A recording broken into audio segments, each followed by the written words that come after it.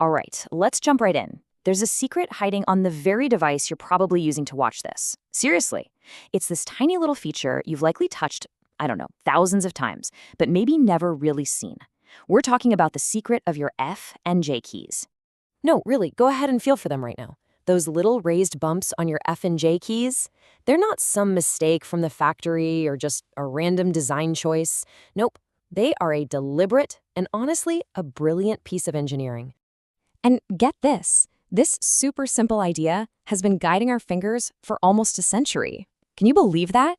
It's like a silent instruction manual that's built right into your keyboard. So what's it actually for? Okay, so let's break it down. These little bumps are there to solve one very specific and kind of huge problem.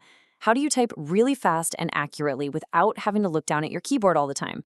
That's right, they actually have an official name. They're called homing bars or homing bumps. And that name says it all.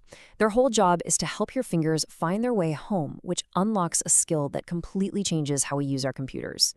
And that skill? It's called touch typing. You know, it's that almost magical ability to type without looking at the keys at all. It relies completely on muscle memory. It lets your fingers do the walking, or typing, so your brain can focus on what you're actually trying to say. So you've really got two ways of going about it. On one hand, you have the classic hunt and peck method. You know the one, using a couple of fingers, constantly looking down. It's slow, it's inefficient, but then you've got touch typing. It's fluid, it's fast, and it's all about feel. And those little homing bumps, they are the bridge that gets you from one to the other. So how exactly do these bumps help us build that muscle memory? Well, it all starts with finding your finger's home base. Okay, so look at the middle row of letters on your keyboard. You know, the one with A, S, D, F. That's called the home row. It's the default resting spot for your fingers. Your left index finger feels for that bump on the F key, and your right index finger finds its home on the J key. And just like that, boom, all 8 of your fingers are perfectly positioned, ready to go, and you never had to even glance down. So where did this ridiculously simple yet genius idea even come from? Well, for that, we have to go all the way back to the 1930s, during the Great Depression, a time when efficiency was everything. This whole thing started back in the 30s, when a guy named August Dvorak realized just how much time typists were wasting by constantly hunting for keys. The very first attempts to fix this were, well, a bit clunky. They were literally putting brass rivets into the keycaps. But by the 1950s, IBM had perfected the design into that subtle 0.3 mm plastic ridge we know today, a tiny little feature with a massive impact. But this goes way deeper than just clever design. There's some fascinating neuroscience at play here, a really cool reason why this tiny little bump works so well with our brains. It's a concept called tactile priming. See, your fingertips are incredibly sensitive. The second they brush against those bumps, it sends a signal that acts like a neural shortcut. It instantly activates the mental map of the entire keyboard in your brain.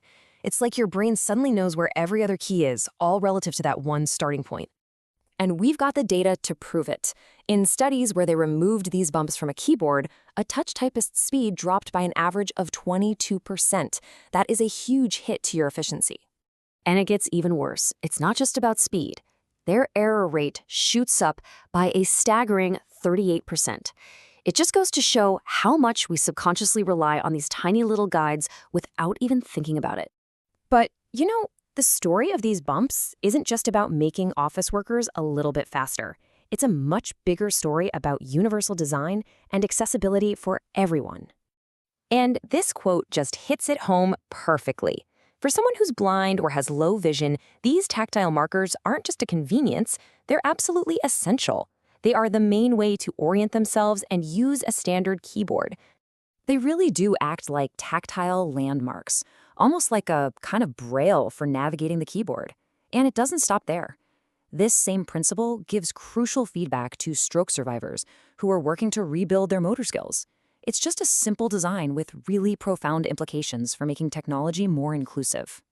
And this isn't just an English or QWERTY keyboard thing either. It's a global standard. Just look here. Keyboards for different languages like Arabic or Japanese use the exact same principle, just on different keys. This tactile language gives that same foundation to typists all over the world. Okay, here's a totally mind-blowing use case for you. Astronauts. In space, they rely on these bumps. I mean, think about it. When you and your keyboard are floating around in zero gravity, looking down isn't always easy or even possible.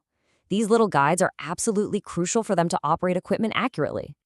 And hey, there's one more secret hiding on most keyboards. Take a look at the number pad, if you have one. That 5 key in the middle?